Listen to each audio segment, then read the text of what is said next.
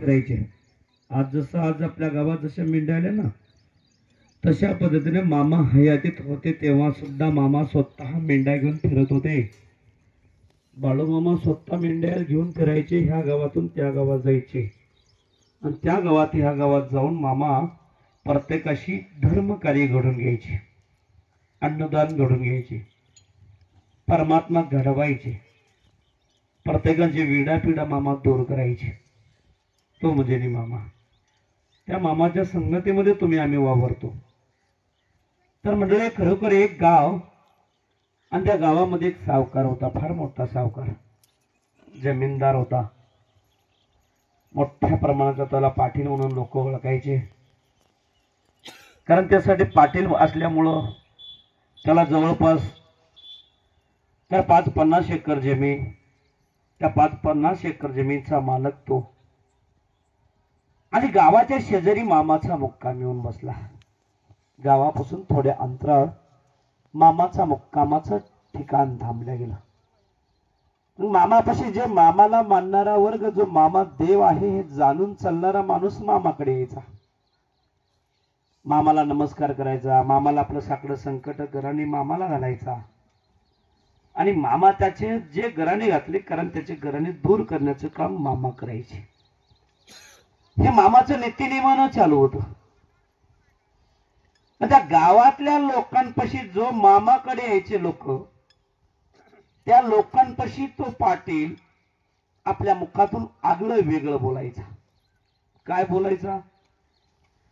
अरे तुम्ही ज्या माणसापाशी चालाव, ज्या धनगरापाशी तुम्ही चालला, अरे तो धनगर त्या मेंढ्याला चारा पाणी भेटत नाही म्हणून तो ह्या गावातून त्या गावात बोंबलत फिरतोय आणि तुम्ही त्याच्या मागे फिरता. असा तो कोणाला म्हणायला लागला? जे मामापाशी येणारा जो वर्ग होता, जो मामाला मानणारा वर्ग, त्या मानणाऱ्या वर्गाला तो बोलायचा. पण कोणीही बाकी ज्याच्यापाशी बोलायचा तो गपचूप ऐकून घ्यायचा, पुढे चालत राहायचा. त्याला 100% गॅरंटी की बाळूमामा हा देव आहे आणि मामा हा देवाचं कार्य आहे, म्हणून त्याच्यासाठी खरोखर तो नित्यनेमान आपलं कार्य घडवायचा. पण त्या ठिकाणी खरोखर आपला दररोज त्याचा एक नाही, दररोज सकाळ संध्याकाळ तो जो माणूस दिसेल त्या माणसाला तो सांगायचा. अरे बाळूमामा लोकांना त्या ठिकाणी त्याच्या मेंढ्याला चारा पाणी भेटत नाही म्हणून तो लोकांना बोलवत फिरायला लागलाय आणि तुम्ही त्याच्या मागे फिरायला लागला. आज जिथं देव आहे तिथे देवाला, देवाची आराधना करा, पण उगाच कोणालाही देव करून बसू नका. तो असा बोलायला लागला. मग असं बोलत असताना एक दिवस, खरोखर एक दिवस गेले, 2 दिवस गेले, 3 दिवस गेले, 4 दिवस झाले, पण त्याचं काही तोंड बंद झालं नाही. 4 दिवस झाले, तोंड बंद झालं नाही. पण त्यावेळेस देवानं ठरवलं की हा आपल्या नावानं फार बोबाटा करायला लागलेला आहे, पण ह्याला कुठंतरी आपल्याला थांबवलं पाहिजे, ह्याला थांबवलं पाहिजे. मग थांबवायचं कसं? का त्याच्या समोर जाऊन भांडण करायचं? कारण त्या देवानं भांडण पिंडण करण्याची गरज नव्हती. देवानं ठरवलं की याच्या डोक्याला कुठलं तरी काम लावलं पाहिजे. काम लावल्याशिवाय तो समाधान होत नाही. एखादी माणूस लय फिरते घरामध्ये, बघा, घरातलं टिकून काम करत नाही, सारखा आणि गाडीला किक मारली की निघतो, गाडीला किक मारली की निघतो, काही काम नसलं तर उगं बोंबलत फिरतो. पण ज्या दिवशी त्या कुटुंबातल्या लोकांना एखादी त्याच्यावर कुठल्या तर कामाचा लोड दिला की तो ऑटोमॅटिक थांबतो. त्याला थांबवण्यासाठी भांडण करण्याची गरज नाही, त्याच्या बुद्धीला काम लावलं पाहिजे, तेव्हा ते थांबतो. उगाच थांबत नाही. एक लक्षात ठेवा, एखादे लेकरू शाळा शिकत नाही आणि जे शाळा शिकत नाही लेकरू का नाही, अजिबात शाळा जात नाही, तिकडून शाळा करत नाही, इकडं इकडे फिरतो, तर त्याला काय करायला लागतं? कारण त्याला सारखं त्याच्या बुद्धीला एखादी काम द्यावं लागतं. जो चंचल बुद्धीचा असतो, कारण त्याला सारखं काम दिलं ना तर त्याची बुद्धी स्थिर होते, समाधान होते. मग त्याला काम म्हणजे नाही, त्याला काय मेहनतीचं काम द्यायला पाहिजे का? त्याला त्याच्या बुद्धीचंच काम द्यायला पाहिजे. त्याला बुद्धीचं काम इथून काय आणि इथून सुटलं, इथून आला बाहेर की इथं अटे गेला पाहिजे, इथून आला बाहेर की तिथं गेला पाहिजे, तिथून आला की बाहेर तिथं गेला पाहिजे, ह्या क्लासमधून त्या क्लासमध्ये, त्या क्लासमधून त्या क्लासमध्ये. तर सारखा त्याला कामामध्ये अडकला ना, तो स्थिर होतो, समाधान होतो. म्हणून 4 पैशाचं आपल्याला खर्च होईल, पण त्या लेकराला आपल्याला स्थिर करायचं असेल तर त्याला 4 पैसे खर्च करावे लागतील. कारण त्याला दाब दडपण मान हान केल्यानं तो लेकरू स्थिर होत नाही. कारण त्याच्या बुद्धीला काम लावावं लागतं, त्या बुद्धीवर लोड द्यावा लागतो आणि तिथली जिम्मेदारी त्याच्यावर द्यावी लागते. हे तुला करावं लागेल. जोपर्यंत आपण हे करत नाही तोपर्यंत लेकरू सुद्धा समाधान होत नाही. शहाणा माणूस असू द्या, लेकरू असू द्या, महिला असू द्या, एखाद्या महिलेला त्या ठिकाणी सारखं माहेरला जायची इच्छा असते, फार सारखं माहेरला जावं वाटतो. मग त्या माऊलीला कुठंतरी स्थिर केलं पाहिजे. मग त्याला काय करायचं, जे काम नाही ना कानोला काढून ठेवावं लागते. तिथं पुढं जिथं काम नाही ना तिथं काम काढून ठेवावं लागते. हे करावंच लागतं. कारण डोळ्याच्या समोर काम दिसलं ना मग त्या माऊलीला माहेर आठवत नाही, नातेगोते आठवत नाहीत, कोणी आठवत नाही, काम दिसतंय, फक्त काम. म्हणून त्याच्यासाठी माणसाला, प्रत्येक माणसाला बुद्धीला कामाला लावल्याशिवाय आणि त्याच्यावर कुठला तरी जिम्मेदारी देत राहिल्याशिवाय, कारण त्या माणसाचा बदल होत नसतो. जो माणूस मोकळा आहे त्याला अजिबात कुठल्या चिंता नसते, त्याला सारखं फिरावं वाटतं. त्या माणसाला आपल्याला थांबवायला पाहिजे, स्थिर केलं पाहिजे. तर अशा पद्धतीने स्थिर केलं पाहिजे. आता तो माणूस बडबडायला लागला, मामाच्या नावानं खापरं फोडायला लागला दररोज 4 दिवस झाले. तर मामानं काय केलं असेल, मामानं ठरवलं याला काम लावलं पाहिजे, याला याच्या बुद्धीला काम लावल्याशिवाय हे त्याच्याशिवाय शांत होणार नाही. मग मामानं काय केलं, कारण त्याच्या शेतात विहीर होत्या, त्या विहिरीमध्ये 4 मोटरी होत्या. किती मोटरा म्हणजे मोटर जे बसवतो ना आपण 4 मोटरी, तर त्या काळात 4 मोठी होत्या आणि त्याच्या शेतामध्ये 4 मोठी, त्या 4 मोठ्यांना त्याचा शिवार त्यानं हिरवा करायचा. मग खरोखर मंडळी 4 मोठे त्याच्या शेतात बसलेल्या, सगळं समाधान चाललेलं होतं. मग एक म्हण आहे, एक लक्षात ठेवा, विपरीत बुद्धी विनाशकार. आपल्याला करणंही होत नाही आणि करणाऱ्याला करू द्यायचं बी नाही. मग तेव्हा देव करणाऱ्याला अडून आलं आणि स्वतःही करणार आलं की देव म्हणते, बर तुझं असं आहे तर मग माझं अस्त्र काढावं लागतंय भाई. देव कवा काढते अस्त्र, जेव्हा करू बी देत नाही आणि स्वतः करत बी नाही, तेव्हा त्यानं अस्त्र बाहेर काढल्याशिवाय गप्प बसत नाही. तेव्हा देवानं अस्त्र काढायला सुरुवात केली. देव म्हणला, बर तुला कामच कायम चालवतो. मग ज्या 4 मोठी ज्या विहिरीवर बसवलेल्या होत्या, कारण त्या 4ही मोठ्या एकदाच कोसळल्या खाली. आता मोठी खाली कोसळल्या, त्या पाटलाला काम लागलं डोक्याला. आता मोठी पडल्यात, मोठी काढायच्यात वर. आता कुठं बाळूमामाचे ध्यान आहे त्याच्या डोक्यात. बाळूमामा असा आहे, बाळूमामा तसा आहे म्हणायला टाइम भेटला का त्याला? टाइम होता का? नव्हताच. त्याला काय आता मोठी कशा काढू, कोणाला बोलू, काय काय करू, किती पैसे खर्च करू, हे त्याच्या पाठीमाग काम लागलं. मग त्याने खरोखर कारागीरला बोलवलं, गड्यांना बोलवलं, सगळे काम जिथले जे ठप झाले त्या ठिकाणी कारागीरला बोलून एक एक एक एक मोठ काढायला असं 2-3 दिवस लागले. 3 दिवसाच्या नंतर मोठी वर बसवल्या परत. पण आता 3 दिवसाच्या नंतर हे 3 दिवस इकडच्या शेतातलं पूर्ण काम थांबलं, शेतातलं पाणी थांबलं. मग आता 3 दिवसाच्या नंतर पाणी चालू करायचं, मोठी चालू करायच्या. पण ज्यावेळेस मोठी परत चालू केल्या, परत मोठ कोसळली एक. परत मोठ कोसळल्या, परत ती मोठ काढण्यात जो वेळ गेला. असं सलग 7 दिवस कंटिन्यू चालू होतं. पाटील मोठी काढायचा आणि त्या मोठी कोसळायच्या, पाटील मोठी काढायच्या, मोठी कोसळायच्या. त्याच्या बुद्धीला काम नव्हतं ना, त्याच्या अंगाला आणि त्या अंगाला वाढ जास्त झालं होतं ना. मग देवानं काय केलं, त्याला काम लावलं. काम कर, काम पाटील ना कर काम. तर त्यावेळेस मंडळी जेव्हा 7 दिवसाच्या नंतर त्याचं पीक कुठं कुठं जिथं पाण्याची कमतरता होती तिथं तिथलं पाणी पीक हळूहळू हळूहळू सुकायला लागलं. मग अवस्था बिघडली, इकडे पैशाला पैसा चाललाय, मोठीला मोठी काढून बसवायला लागला, मोठी परत कोसळायला लागला, बेजारी चालले, काय करावं ते सुधरणं झालं. तर त्या क्षणी मंडळी खरोखर तो कदरून गेला मालक, आणि मालक कदरून डोसक्याला हात लावून त्या हिरीच्या काटाला बसला. हिरीच्या काटाला बसला. तो इतके दिवस देवाच्या नावानं बोंबला होता. देव असा आहे, देव तसा आहे, देव फलाना आहे, त्याच्या पोटाला भेटत नाही म्हणून बोंबलत फिरतोय, त्याच्या शेळ्या मेंढ्याला चारा भेटा म्हणून बोंबलत फिरतोय, लोकांना गंडवतोय, असं जे बोंबलत होतं का नाही, ते बोंबलं 7 दिवस आता कुठं बोंबलतोय, त्याला काम लागलं. मग त्याला डोसक्याला हात लावला आणि कदरून बसला. आणि कदरून बसून काय म्हणतोय, त्याला एक त्याचा मित्र, कारण त्याचा मित्र त्याच्या शेजारी तिथून पलीकडे जात होता त्याच्या हिरीपासून, आणि तो हिरीच्या जवळ डोसक्याला हात लावून बसला होता. डोसक्याला हात लावून केव्हा बसते माणूस? डोसक्याला हात लावून केव्हा बसते माणूस?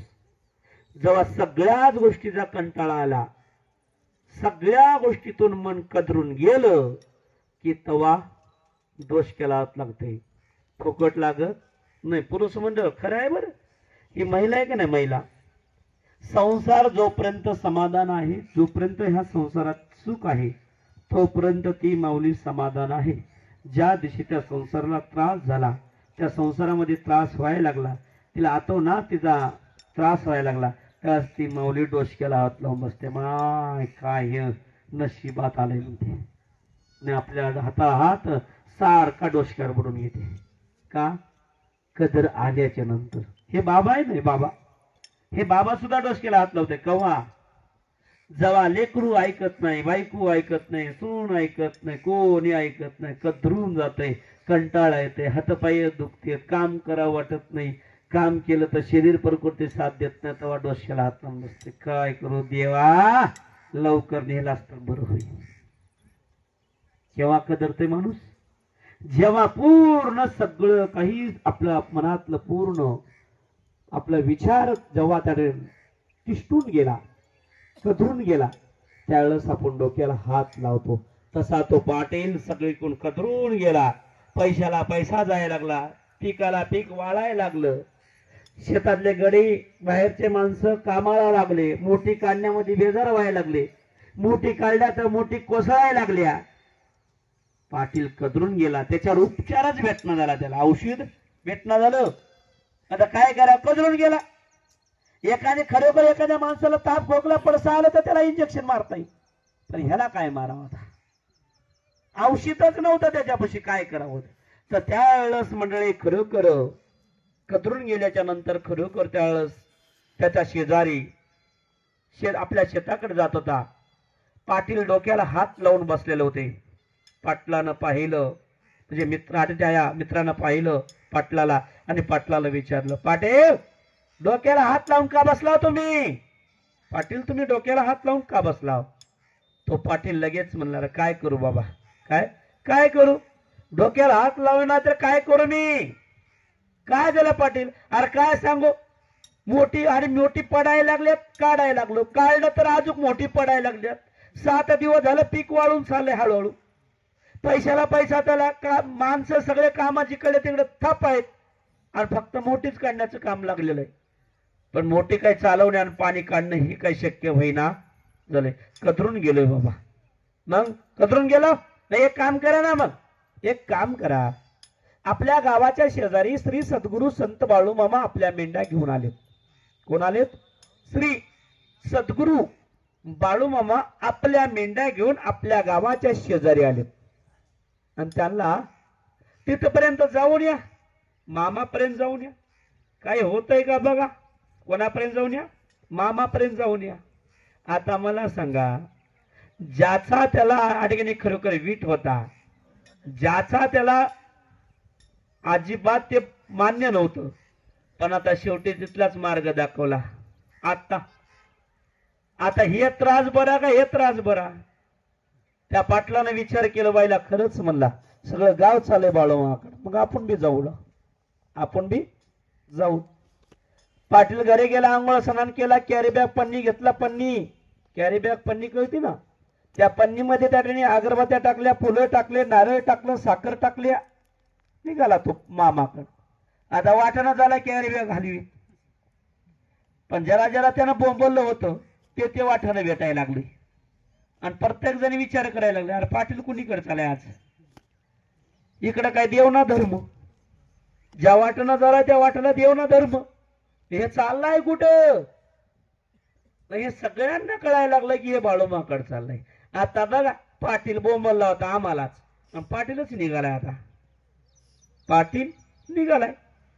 मग त्यावेळेस खरोखर मंडळी त्या क्षणी सगळ्यांना त्याने सगळेजण बघायचे, पाटलाला बघून खाली मान घालून आपलं आपलं गपचूप हसत निघून जायचे.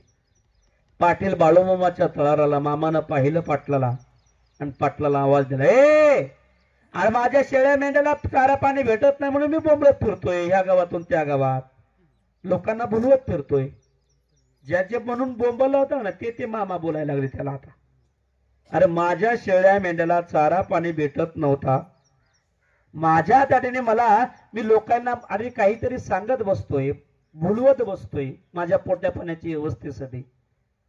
हे लोक माझ्याकडे आले तर आले, पण तू कशाला आलास माझ्याकडं, आता तुझं माझ्याकडे काय काम आहे आणि तू कोणी आदरालास माझ्याकडं. त्या पाटलाच्या पायाखालची माती सरकली आणि पाटील म्हणला, मामा चूक झाली, मला माफ करा, मी काही तुम्हाला ओळखू शकलो नाही.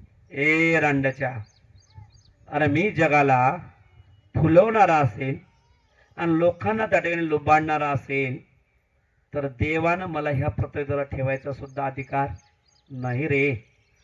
माझं कर्तव्य मी करायला लागलेलं, तुला तुझं कर्तव्य करायचं का नाही करायचं तू ठरवायचं, असं मामाला त्या पाटलाला सांगितलं. पाटील बाळूमाच्या समोर हात जोडून मामाच्या चरणात मस्तक ठेवला आणि तो पाटील बाळूमाला म्हणाला, मामा अहो मामा तुमच्याकडे आलोय, काय सांगू मामा, कदरून गेलोय. अरे का कदरलास मामा, माझ्या हिरीवरल्या सगळ्या मोठीच पडायला लागल्यात, 7 दिवस झालं पीक वाळायला लागलं, सगळे कामात ठप आहेत, माणसं कामाला भरपूर लागायला लागली, पैशाला पैसा चाललाय, तर काय करू मामा.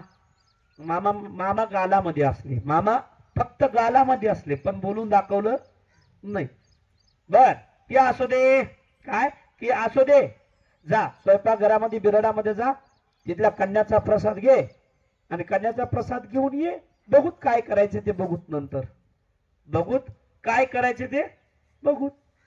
कारण एक लक्षात ठेवा, हे बाबा आहे का नाही, जखम बी तयार करते आणि जखमीला मलम सुद्धा लावण्याची क्षमता ठेवतोय, तो म्हणजे नाही मामा. कारण हे सोपा वाटायला की तुम्हाला, हे सोपा नाही, जेवढा सोपा आहे तेवढा अवघड आहे आणि जेवढा अवघड आहे तेवढा सोपा आहे. चांगल्या भावनेनं जर आपण मानलं तर तेवढंही सोपं आहे आणि वाईट भावनेनं मनामध्ये अनेक विचार दृष्टी निर्मिती करून जर आपण त्याला मानलं तर तो आपल्यासाठी लय अवघड आहे. म्हणून आपण ठरवायचं. आपण बाळूमामाकडे आलोय, बाळूमामा म्हणजे एक काटा आहे, ध्यानात ठेवायचं. काट्यावर पाय ठेवला ते सोडतोय का, सोडतोय का, माफ करतोय का, करत नाही. तसं ते बाबा आहे, ह्याच्यावर पाय ठेवलं की त्याला माफ नाही अजिबात, ध्यानात ठेवायचं की त्याला 100% त्याला जखम केल्याशिवाय बसत नाही. इसतो आणि इसतो इसतो त्या ठिकाणी जो आहे ते मावशे असू दे,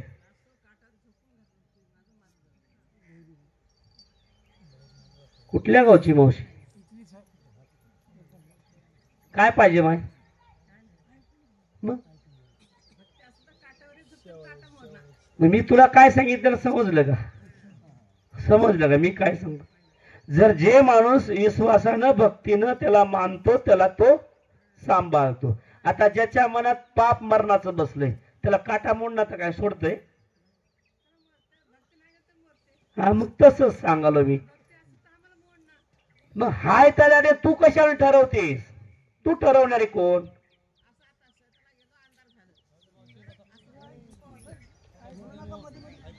तुला त्या इकडे माईक वर ये, जर माहिती सांग जरा, मग कशाला आपलं तोंड शांत ठेवायचं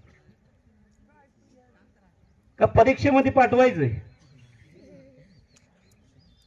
कारण एक लक्षात ठेवा, एखाद्या आपण देव परमात्म्याच्या कार्यामध्ये जात असताना मी लय हुशार आहे, मी लय अति हुशार आहे, हे कधी दाखवायचं नाही. हुशारी कुठं दाखवावं कुठं दाखवू नाही त्याचे बी ठिकाण आहेत. आपल्या संसारामध्ये हुशारी दाखवा, पण परमात्म्यामध्ये कधी हुशार मी आहे, मी हुशार आहे हे कधी दाखवायचं नाही.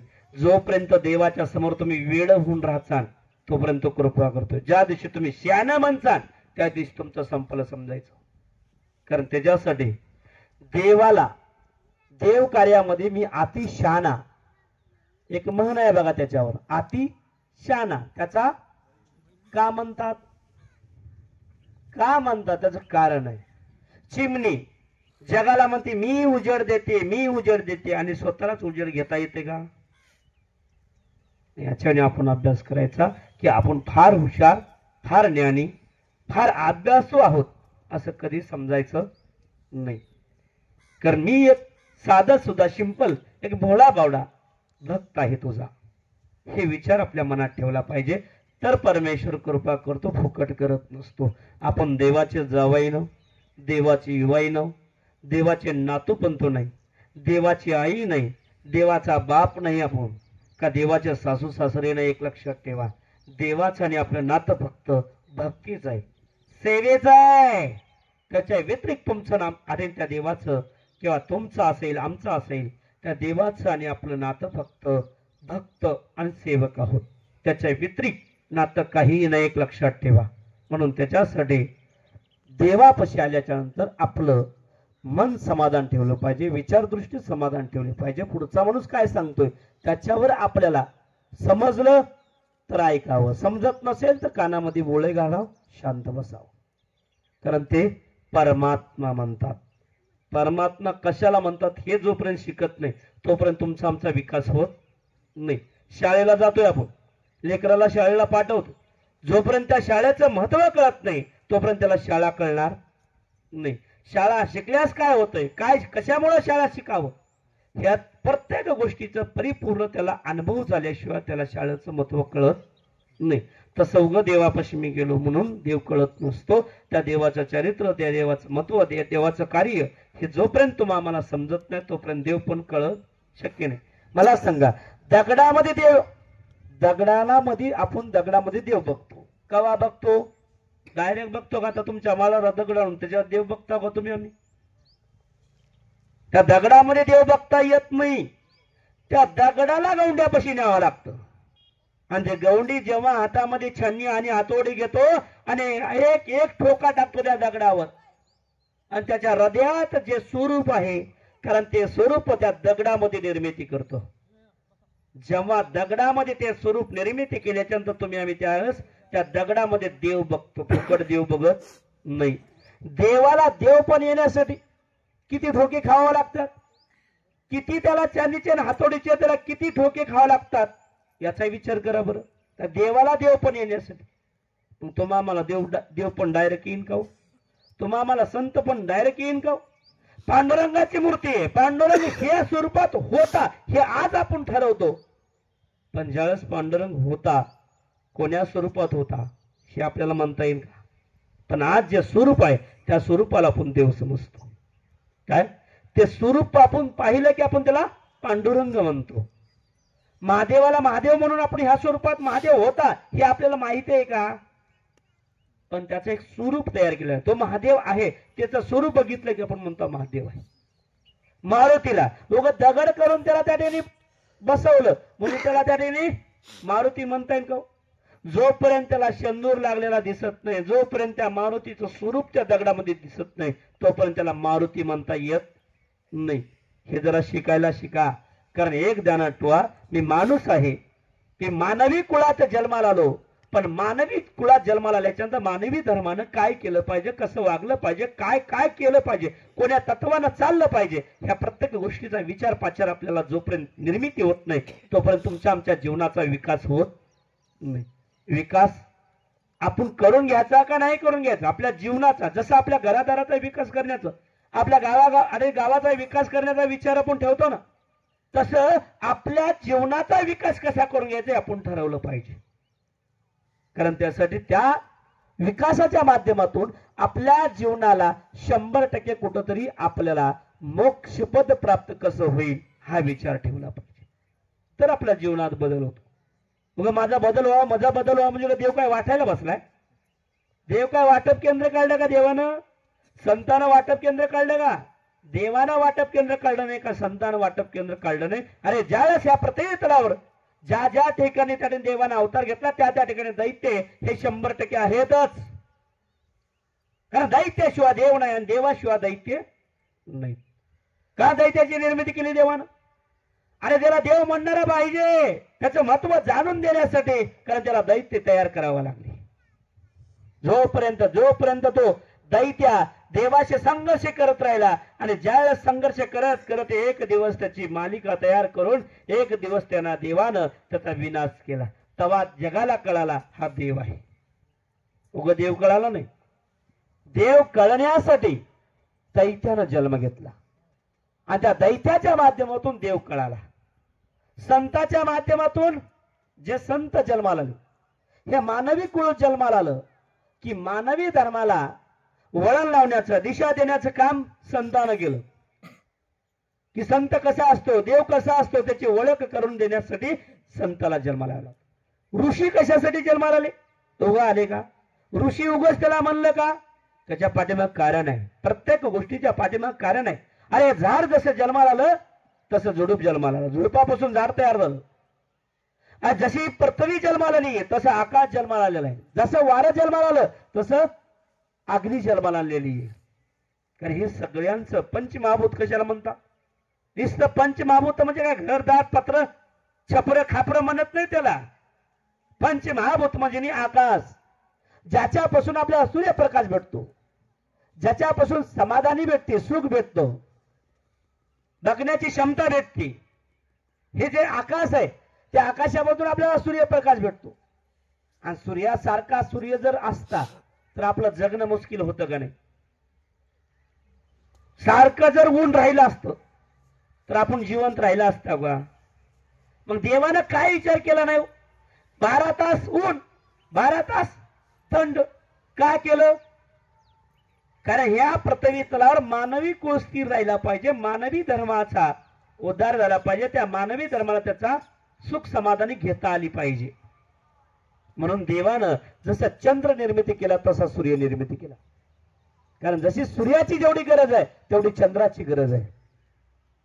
जेवढी ह्या आकाशाची गरज आहे तेवढी ह्या पृथ्वीची गरज आहे. आकाश निर्मिती केलं पण पृथ्वीच नाही तर त्या आकाशाला शोभा पृथ्वी शिवाय नाही. एक लक्षात ठेवा, पृथ्वीला शोभा आकाशाशिवाय नाही. वारे हल्ली वारे भरपूर आहे पण त्या वाऱ्याला थांबवण्यासाठी कोणीतरी पाहिजे. मग तो कोण आहे? वरुण राजा. कारण तो पाणी चालू झालं की ते वारे शांत होत. जेव्हा पाणी पडून गेलं की परत ते पाणी आणणारा बी तेच वार आहे आणि पाणी बंद करणारही तोच आहे. हे प्रत्येकाशी एक लक्षात ठेवा. या मानवी कुळामध्ये आपण या प्रत्येकाला जन्माला आलो. देवानं अरे गाय जन्माला आली, नुसतं गाय जन्माला आऊन थांबला का तो? कारण त्या देवानं बैल जन्माला आणला. कारण त्या बैलाशिवाय गाईला शोभा नाही, गाईला बैलाशिवाय शोभा. कारण ह्या पृथ्वी तलावर आणि खरोखर जसं स्त्रीचा जन्म आणला तसं पुरुषाची सुद्धा गरज होती, म्हणून पुरुषाचा जन्म आणला. म्हणून हे आपण विचार केला पाहिजे. आणि तुमचं आमचं विज्ञान काहीच पळत नाही. तुमच्या आमच्या अगोदर विज्ञानानं जे विज्ञानाला शक्य नाही कारण ते देवानं निर्मिती करून ठेवलेलं आहे. तुम्ही आम्ही काय करतोय? तुमचं आमचं विज्ञान काय विचार करतोय? अरे तुमचं आमचं विज्ञानाचा जन्म आता झालेला आहे पण त्या सृष्टीच्या मालकाचा जन्म आजचा नाही. एक ध्यानात ठेवा. ज्या दिवशी विज्ञान, जिथून विज्ञानाची सुरुवात आहे ना आणि जिथं विज्ञानाचा शेवट आहे तिथून देवाची ताकद चालू होत असते. कारण तिथून देव सुरुवात होतो. म्हणून देवाचा अंतही सांगता येत नाही आणि शेवटही सांगता येत नाही. कारण जोपर्यंत तो आहे ना तोपर्यंत तुम्ही आम्ही आहोत. जोपर्यंत तो नाही तो तुम्ही आम्ही अजिबात नाही समजायचं. तुम्ही कस काय देव नसल्यास काय आम्ही जिवंत राहणार नाही? अरे तू कसा राहशील? अरे त्यानंच मावळत आहे. पंचमहाभूत कशाला त्यानं शांत ठेवी? पंचमहाभूताला सुद्धा संपावं लागेल ना. मग ज्या दिवशी पंचमहाभूत संपदेल त्या दिवशी तुम्ही आम्ही कुठून राहणार? का आपलं विज्ञान दुसरी पृथ्वी तयार करणार आहे? का आपलं विज्ञान दुसरा आकाश तयार करणार आहे? काय करू शकणार आहे? म्हणून त्याच्यासाठी देव आहे. म्हणून तुम्ही आहोत आम्ही आहोत. देव नाही तर तुम्ही आम्ही सुद्धा राहणं शक्य नाही. जोपर्यंत तुम्ही आम्ही देवाची आराधना करचाल, देवाची भक्ती नाम जप करचाल, तेवढा देव तुमच्या आमच्यासाठी जागा आहे. कारण देव वेळ आणि प्रसंगानुसार वेगळ्या वेगळ्या स्वरूपातून अवतार घेऊन तुमच्या आमच्यामध्ये वावरण्याचं काम करतो. का? की तुम्हाला भक्ती घडावी, सेवा भक्ती आराधना घडावी म्हणून करतो. म्हणून त्याच्यासाठी जागे व्हा. जागे होऊन कार्य परमात्मा करण्याचा प्रयत्न करा. आज आपल्या लेकराला 5 रुपये द्यायला आपण खुशीनं देतो, पण एखाद्या परमात्म्याच्या कार्यामध्ये 5 रुपये खर्च करायला मागे पुढे बघतो. अरे 5 रुपये देणाराही तोच आहे आणि 5 रुपये काढून घेणाराही तोच आहे. त्याच्यासाठी आपलं मन जोपर्यंत मी किती श्रीमंत असनो, त्याला श्रीमंत राहून काय उपयोग आहे? अरे माणूस पैशानं, सोन्यानं, चांदीनं, जमिनीनं, स्वरूपानं श्रीमंत असून उपयोग नाही. तो श्रीमंत राहा, कसा राहा? अरे मनानं श्रीमंत पाहिजे. जो माणूस मनानं श्रीमंत आहे ना, त्या माणसाचा उद्धार होतो, ठोकट उद्धार होत नाही. म्हणून त्याच्यासाठी काळजी घ्या. काळजीपूर्वक एका विचारानं, एका भावनेनं परमात्मा संगत भक्ती घडवण्याचा प्रयत्न करा. आपल्या डोक्यातलं विज्ञान, अरे विज्ञान विज्ञान विज्ञान ह्या पृथ्वी तलावर देवाचा जन्म अगोदर आहे का विज्ञानाचा जन्म आहे? थोडक्यात उत्तर आहे, थोडक्यात प्रश्न आहे, समजून आलं पाहिजे. देवानं विज्ञानाला जन्माला आणलं, देवानं विज्ञानाला जन्माला आणलं का विज्ञानानं देवाला जन्माला आणलं? हे एका शब्दाचं उत्तर आपल्याला कळालं की आपल्याला देव कळाला, की आपल्याला कळालं विज्ञान महत्वाचं का देव महत्वाचं. पण जोपर्यंत आम्हाला ह्या प्रश्नाचं उत्तर जोपर्यंत स्वतंत्र आपल्याला समजत नाही, तोपर्यंत आपल्याला कळणं शक्य नाही. अरे बाबा, विज्ञानानं देवाला जन्माला आणलं का? देवानं विज्ञानानं जन्माला आणलं का? हे आपण कळायला पाहिजे की बाबा देवानं विज्ञान जन्माला आणलेला आहे, विज्ञानानं देवाला जन्माला आणलेलं नाही. म्हणून त्याच्यासाठी देव हेच महत्वाचा. देवापासून विज्ञान आहे, विज्ञानापासून देव नाही. म्हणून ह्याचा विचार करून कार्य परमात्मा घडवण्याचा प्रयत्न करा. आपण वैज्ञानिक आहोत. विज्ञान का निर्मिती केली? तुम्हाला योग्य बुद्धी भेटावी, योग्य चालना भेटावी, योग्य दिशा भेटावी, कसं वागावं, काय करावं, काय लेवावं, काय खावावं, या गोष्टीसाठी तुमच्या बुद्धीला काम लागावं म्हणून ते विज्ञान निर्मिती करून दिलेलं आहे. कारण देव म्हणून त्यातून तो विज्ञान निर्मिती केलं नाही, विज्ञानाला निर्मिती करणारा देव आहे. देवापासून विज्ञान आहे. म्हणून त्याच्यासाठी आपल्याला महत्व देवालाच दिलं पाहिजे. आता म्हाताऱ्याला महत्व देण्यापेक्षा पोराला महत्व दिल्यानं जमते का? बापाला महत्व द्यावं का लेकाला महत्व द्यावं? कोणा द्यायला पाहिजे? गावपट्टी तुम्ही करता, गावपट्टीमध्ये बापाच्या नावावर पट्टी लिहायला पाहिजे का लेकाच्या नावावर पट्टी लिहायला पाहिजे? पोराचं लग्न आहे, लग्न पोराचं आहे, त्या पत्रिकेवर त्याने पोराचं नाव टाकायला पाहिजे का बापाचं नाव टाकायला पाहिजे? अगोदर लग्न पोराचं आहे हो, पण शेवटी बापाचं नाव द्यावंच लागेल ना. बाप आहे म्हणून पोरगा आहे, आणि बापाच नाही तर पोरगा कुठून राहणार आहे? याचा अर्थ कळाला ना? ज्याला ह्याचा अर्थ कळाला, अरे तो देव आहे म्हणून विज्ञान आहे, देव नाही तर विज्ञान कुठून बाबा? याचा आपण अभ्यास केला पाहिजे. वाचतो आपण हो, पोथीपुराण आपण वाचतो. त्या पोथीपुराणात काय सांगतो देव? कसं वागावं म्हणतोय? का मनगटाची ताकद आहे म्हणून कोणावर बोल ताकद फिर म्हणतोय? अहंकार किती प्रकारचे म्हणून सांगतोय? अहंकार कुठं पाळावा, कुठं पाळू नये, कोणत्या गोष्टीचा पाळावा, कोणत्या गोष्टीचा पाळू नये, हे सांगतो का नाही? पण का दिसतं वाचायचं का? अरे अनुभवायला कधी आणायचं बाबा? हे विचार करायला पाहिजे आणि त्या विचारानं कार्य केलं पाहिजे. कारण आज 100% माणसानं गर्व पाळावं, पण गर्व पाळू नये. कोणता कुठं पाळावं, कुठं पाळू नये, ह्याचा अभ्यास केला पाहिजे. उगा म्हातारा दिसला माझ्या मनगडाचा करे, हा मॅ म्हाताऱ्या गा बसतोस का नाही, कान फड्यात आली एका छापाड्या तुला मारतो म्हणे, जमते?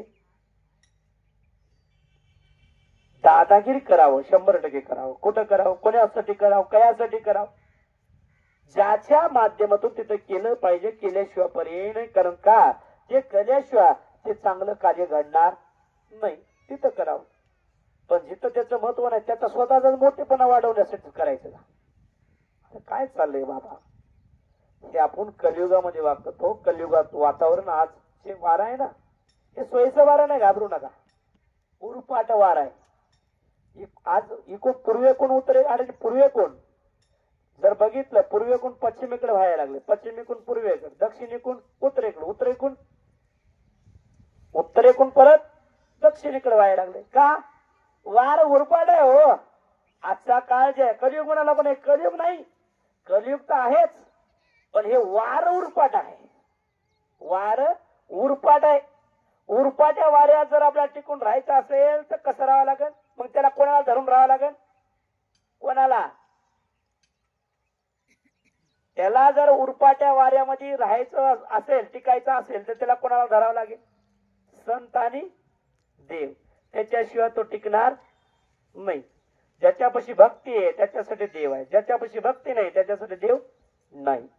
या विचाराने आपण कार्य करायचं. सर्वांना सांगितलेल्या नियमाचं पत्तेपळा. संध्याकाळी आपल्याला मामाचं महत्व, चारित्र्य भरपूर सांगितलं जाईल.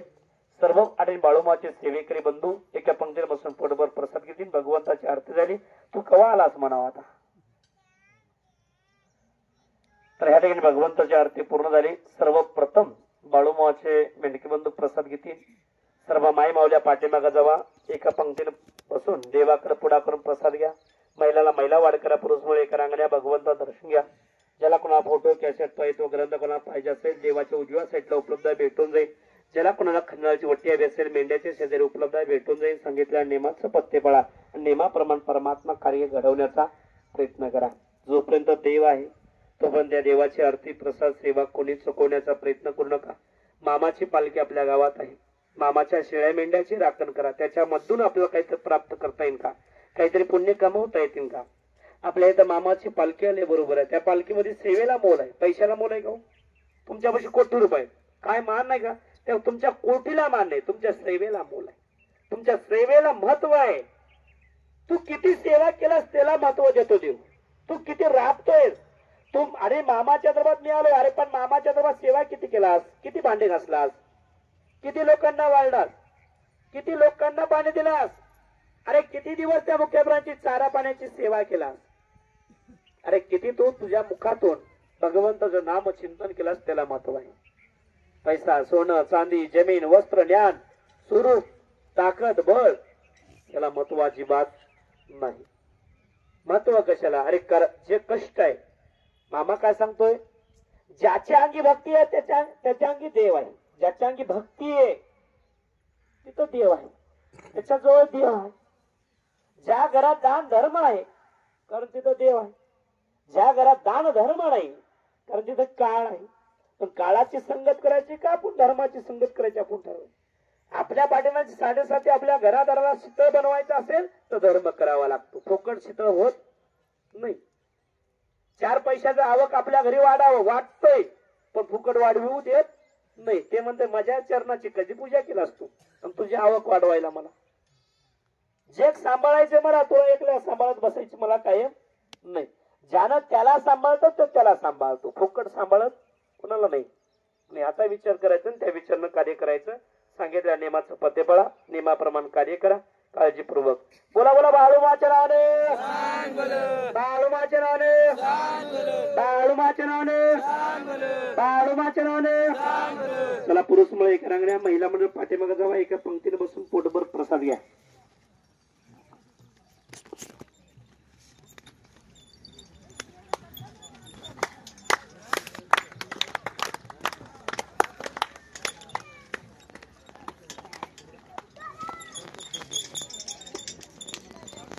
गावातील तरुण मंडळ मेंढके बंधूला वाढ करण्यासाठी